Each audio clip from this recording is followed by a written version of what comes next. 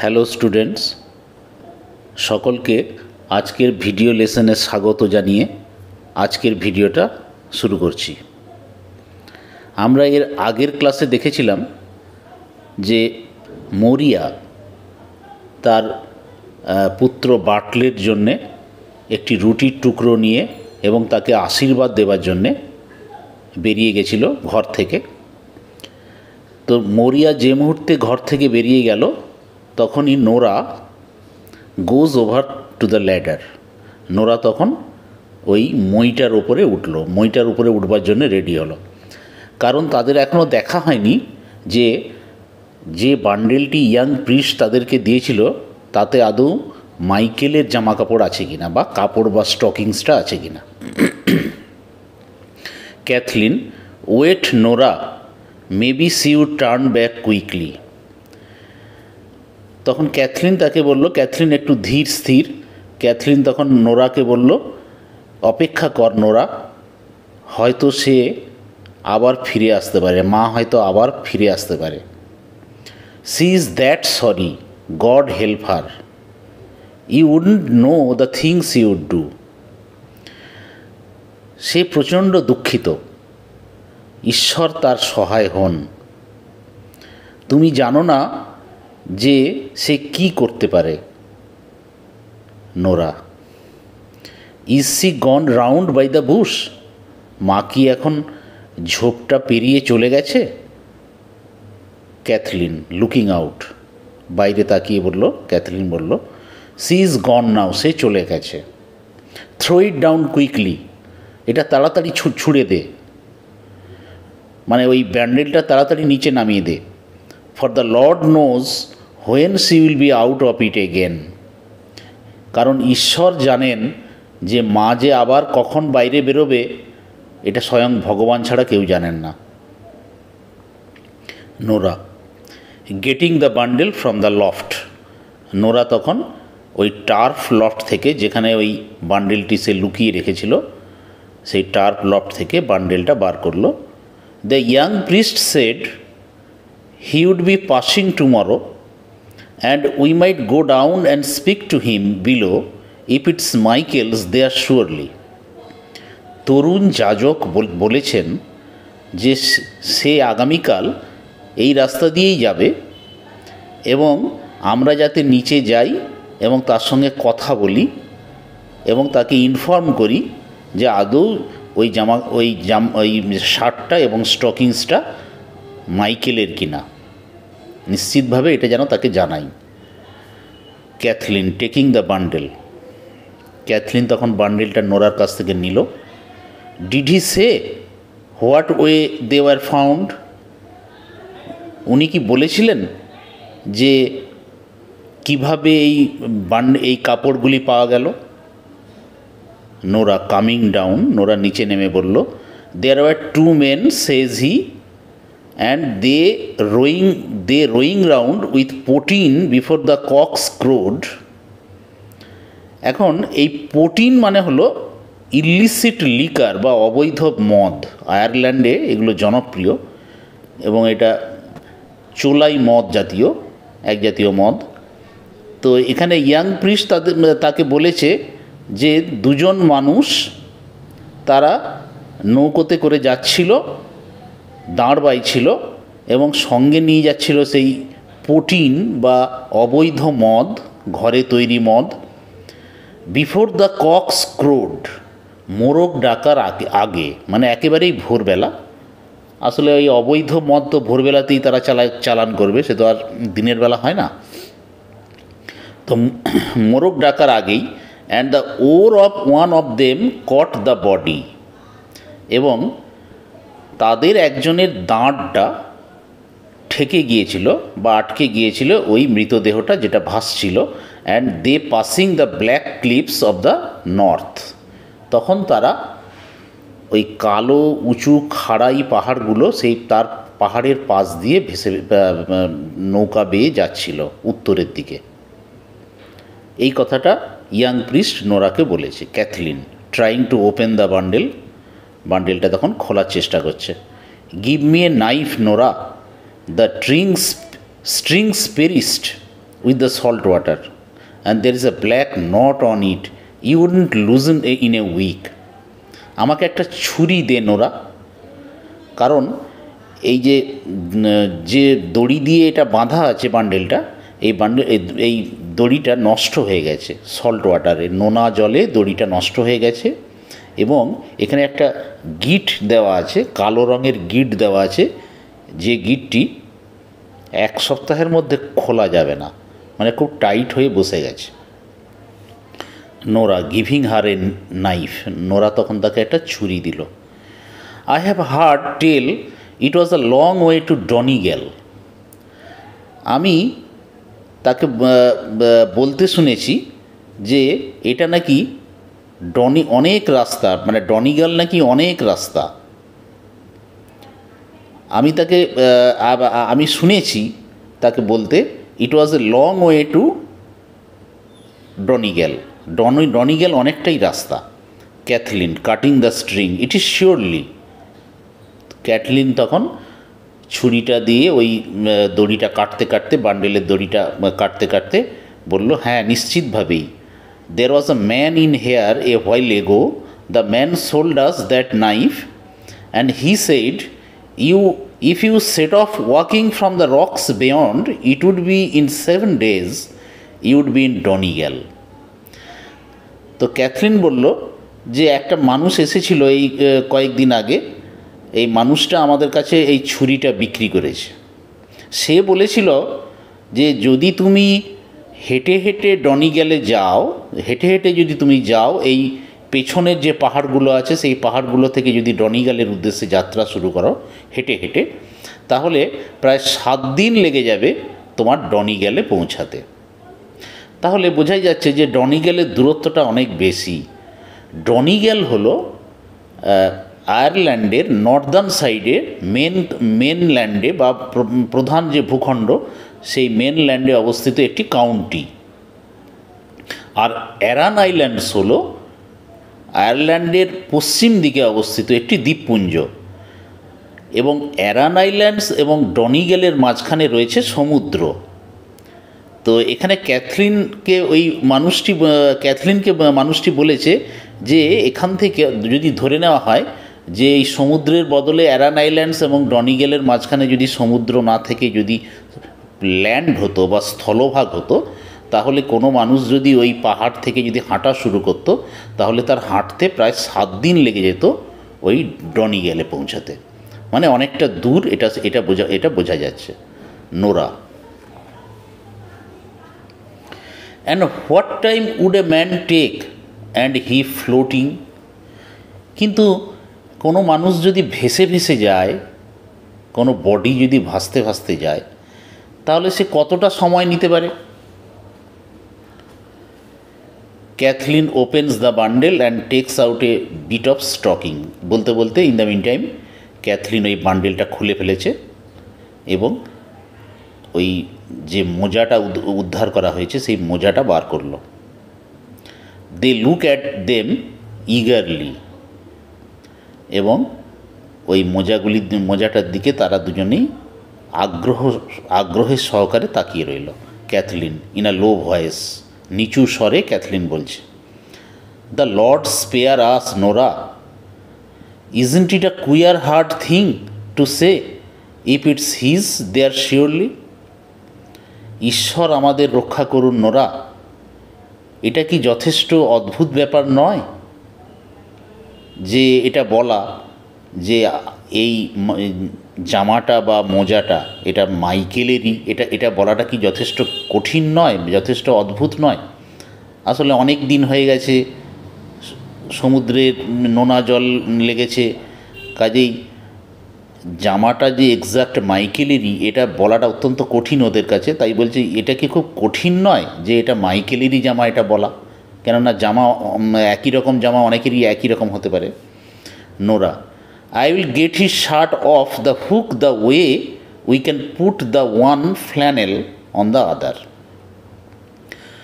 Nora বলে যে আমি এক কাজ করছি, আমি মাইকেলের আরেকটা জামা ওই হুকে টাঙানো আছে, ওই হুক থেকে আমি আরেকটা জামা নিয়ে আসছি, যাতে করে আমরা এই ফ্ল্যানেলটা মানে যে জামাটা আনা হয়েছে, যে জামাটা বান্ডেলের ভেতরে আছে এবং যে জামাটা ও পারবে হুক থেকে পারবে, দুটো ফ্ল্যানেল, দুটো মেটেরিয়াল মিলিয়ে দেখবে যে এটা একই ফ্ল্যানেলের কিনা, তাহলে চিনতে পেরে যাবে যে এটা মাইকেলের জামা। ফ্ল্যানেল কথার অর্থ হচ্ছে এক ধরনের নরম পশমি কাপড়, আগেই বলেছিলাম। She looks through some clothes hanging in the corner. তখন নোরা খুঁজতে থাকে কিছু জামার জন্যে, যদি জামাটা খুঁজে পায় কিনা যেটা ঝুলছে ওই কোণে, কর্নারে। It's not with them Kathleen, and where will it be? কিন্তু জামাটা তো এখানে নেই ক্যাথলিন, তাহলে জামাটা গেল কোথায়? Cathleen: I am thinking Bartley put it on him in the morning. আমার মনে হয় বাটলে এটা পরে চলে গেছে সকালবেলা বাড়ি থেকে বেরোনোর সময়। For his own shirt was heavy with the salt in it. কারণ ওর নিজের জামাটা তো নোনা জল লেগে ভারী হয়ে গিয়েছিল, কাজে ওটা চেঞ্জ করে হয়তো মাইকেলের শার্টটাই পরে চলে গেছে। পয়েন্টিং টু দ্য কর্নার, ওই কোণের দিকে নির্দেশ করে বলল, পয়েন্ট করে বলল, there is a bit of sleeve was of the same stuff, give me that and it will do. এক কাজ কর, ওই একই কাপড়ের একটা জামার হাতা আছে, ওই একই কাপড়ের স্টাফ মানে কাপড়, এখানে একই মেটেরিয়ালের। গিভ মি দ্যাট, আমাকে ওটা দে, অ্যান্ড ইট উইল ডু, এতেই কাজ হবে। মানে ওটা দিয়ে আমরা মিলিয়ে দেখে নেব। Nora brings it to her. Nora তখন ওই হাতাটা, জামার হাতাটা এনে দিল তাকে। And they compare the flannel. তখন একটা ফ্ল্যানেলের সঙ্গে আরেকটা ফ্ল্যানেল কাপড় তুলনা করতে লাগলো তারা। Kathleen: it's the same stuff Nora. এটা তো একই কাপড়ের রে Nora. But if it is itself, aren't there great rolls of it in the shops of Galway? কিন্তু এটা যদি তাই হবে, যদি একই কাপড়েরই হয়, কিন্তু গলওয়েতে কি ওই একই কাপড়ের রোল আরও নেই? গলওয়ের বড় বড় দোকানে ওই একই কাপড়ের রোল কি আর পাওয়া যায় না? And isn't it many another man may have a shirt of it as well as Michael himself? এবং আরও অন্য কোনো লোকের কি ওই একই কাপড়ের জামা হতে পারে না মাইকেলের মতো? অর্থাৎ ক্যাথলিন এখানে বলছে যে এটা যে নিশ্চিত করে বলা যাবে যে এটা মাইকেলেরই, এমনটা বলা যায় না। কারণ গলওয়েতে এমনও হতে পারে যে বড় বড় দোকানে যে রোলস পাওয়া যায়, সেই রোলস থেকে অন্য অনেক মানুষ হয়তো জামা করিয়েছে, কাজে এটা তাদেরও কোনো জামা হতে পারে। Nora: who has taken up the stocking and counted the stitches. In the meantime, Nora সেই মোজাটি বার করলো, মোজাটা লক্ষ্য করছিল এবং মোজার সেই স্টিচেস, মোজার সেলাইগুলো লক্ষ্য করছিল। ক্রাইং আউট, চিৎকার করে বলল, it's Michael Cathleen, it's Michael. এটা মাইকেলেরই ক্যাথলিন, এটা মাইকেলেরই। গড স্পেয়ার হিজ সোল, ঈশ্বর তার আত্মাকে রক্ষা করুন। And what will herself say when she hears this story and Bartley on the sea? এবং সে কি বলবে যখন সে এটা শুনতে পাবে, বিশেষ করে যেখানে বাটলে সমুদ্রে চলে গেছে। অর্থাৎ নোরা ওই মোজাটি দেখে চিনতে পেরেছে যে এটা নিশ্চিতভাবেই মাইকেলের। Cathleen: taking the stocking, it's a plain stocking. Cathleen তখন স্টকিংটা নিয়ে বা মোজাটি নিয়ে বলল, এটা তো একটা সাধারণ মোজা। Nora: it's the second one of the third pair I knitted and I put up 3 score stitches and I dropped 4 of them. এটা হলো তৃতীয় মোজার জোড়া, তৃতীয় জোড়া যেটা আমি বুনেছিলাম। তৃতীয় যে মোজা, যে তিন জোড়া যে মোজা আমি বুনেছিলাম তার সেকেন্ড ওয়ান মানে দ্বিতীয়টা। And I put up 3 score stitches. Score মানে 20। আমি মোট 3 স্কোর মানে 320 স্টিচ করেছিলাম, মানে 60টা স্টিচ করেছিলাম। And I dropped 4 of them, এবং 4টে ঘর আমি ফেলে রেখেছিলাম বা রেখে দিয়েছিলাম। অর্থাৎ নোরা বলতে চাইছে যে মোজাটা এমন একটা নির্দিষ্ট প্যাটার্নে তৈরি হয়েছে, সে বুনেছে বা নিট করেছে, যেটা দ্বারা সে একেবারে নিশ্চিত যে এটা অবধারিতভাবেই মাইকেলের জামা বা মাইকেলের মোজা। এবং যেহেতু এটা মাইকেলের মোজা, তার মানে এটা নিশ্চিত যে ওই মৃত ব্যক্তিটি হলো মাইকেল, আর কেউ না। কারণ সে যেহেতু এই মোজাটি বুনেছে, সে চিনতে পেরেছে মোজার সেলাইয়ের যে স্টাইলটা বা সেলাইয়ের যে বুননটা। Cathleen counts the stitches. Cathleen তখন নিশ্চিত হওয়ার জন্যে ওই সেলাইটা গুনতে লাগলো। It's that number is in it. হ্যাঁ, তাই তো, এখানে একই রকমই সংখ্যা দেওয়া আছে। ক্রাইং আউট, চিৎকার করে বলল, oh Nora, isn't it a bitter thing to think of him floating that way to the far north, and no one to keen him but the black hags that do be flying on the sea. Catherine বলছে, এটা কি খুব কঠিন ব্যাপার নয়? এটা কি খুবই অসহনীয় ব্যাপার নয়?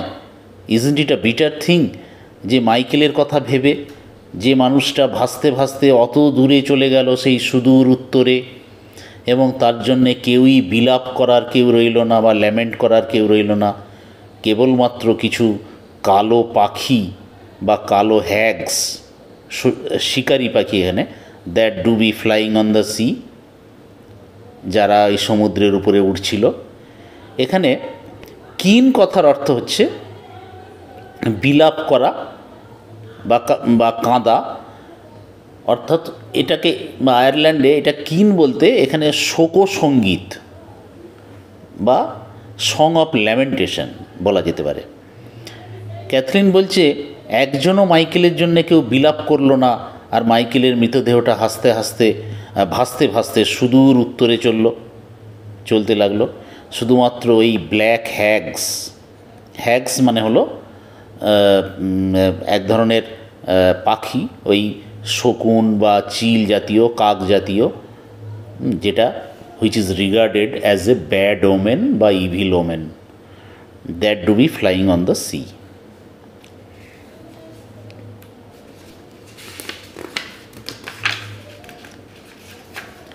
Nora, swinging herself round and throwing out her arms on the clothes. Nora তখন কিছুটা ঘুরে গিয়ে তার বাহু দুটো ওই কাপড়ের উপরে রাখলো। And isn't it a pitiful thing when there is nothing left of a man who was a great rower and fisher, but a bitter bit of an old shirt and a plain stocking? আর এটা কি খুবই দুঃখজনক নয়, পিটিফুল নয়, যে একজন মানুষের যে কিনা এত ভালো দাঁড় বাইতে পারে, এত ভালো মাছ ধরতে পারে, ফিশার, তার আর কিছুই অবশিষ্ট রইল না।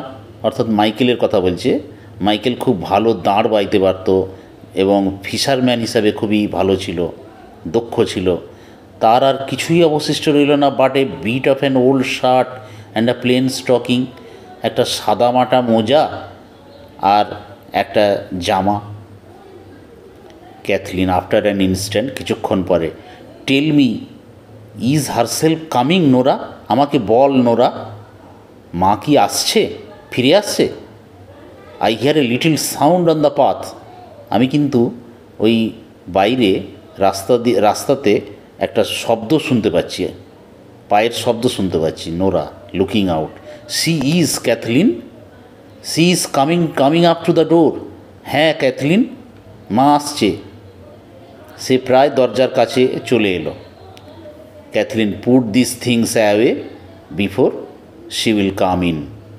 ক্যাথলিন তখন, সে অত্যন্ত উপস্থিত বুদ্ধিসম্পন্ন মেয়ে, ক্যাথলিন তখন বলল যে এক কাজ কর, তাড়াতাড়ি করে এই জিনিসগুলোকে গুটিয়ে বান্ডেল করে মা আসার আগেই এটা রেখে দে। Maybe it is easier she will be after giving her blessing to Bartley. And we won't let on we have heard anything the time he is on the C.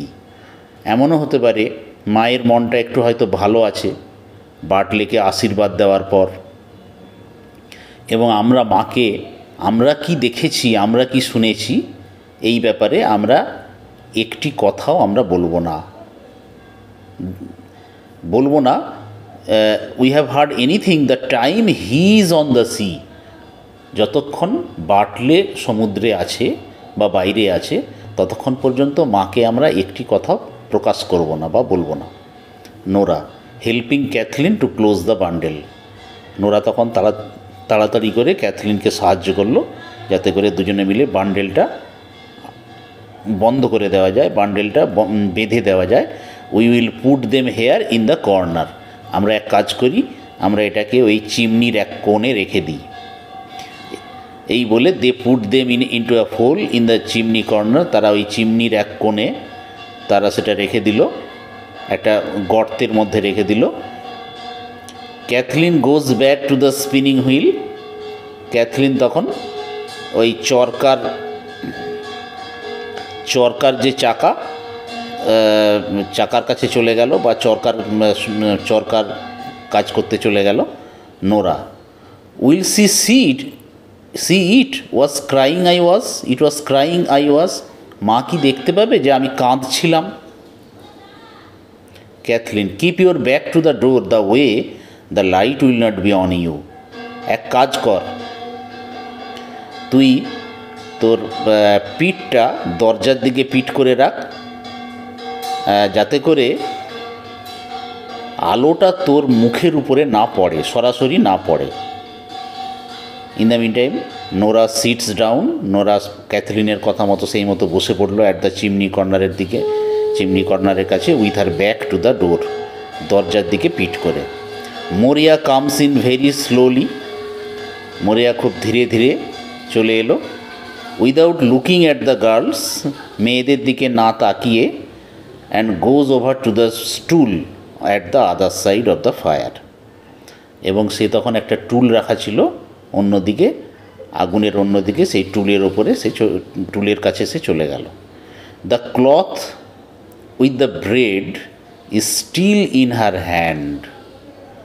তার হাতে কিন্তু তখনও ধরা ছিল সেই রুটিতে জড়ানো, রুটির ওপরে যে রুটি রাখার যে কাপড় দিয়ে জড়ানো যে রুটিটা, সেই রুটিটা তখনও তার হাতে জড়ানো ছিল। The girl looks at each other. মেয়েরা একে অপরের দিকে তাকালো। And Nora points to the bundle of bread. Nora তখন ওই রুটির টুকরোর দিকে, পোটলাটার দিকে দিক নির্দেশ করলো। আমরা এখানেই শেষ করলাম আজকের লেসনটা। তো এরপর নোরা তাদের কাছে কি বক্তব্য রাখে, অ্যাকচুয়ালি সে বার্টলেসকে দেখা করেছিল কিনা বা বার্টলেকে বিট অফ ব্রেডটা দিতে পেরেছিল কিনা, এটা আমরা জানবো এর পরের ক্লাসে। Thank you for watching and thank you for listening. Good bye.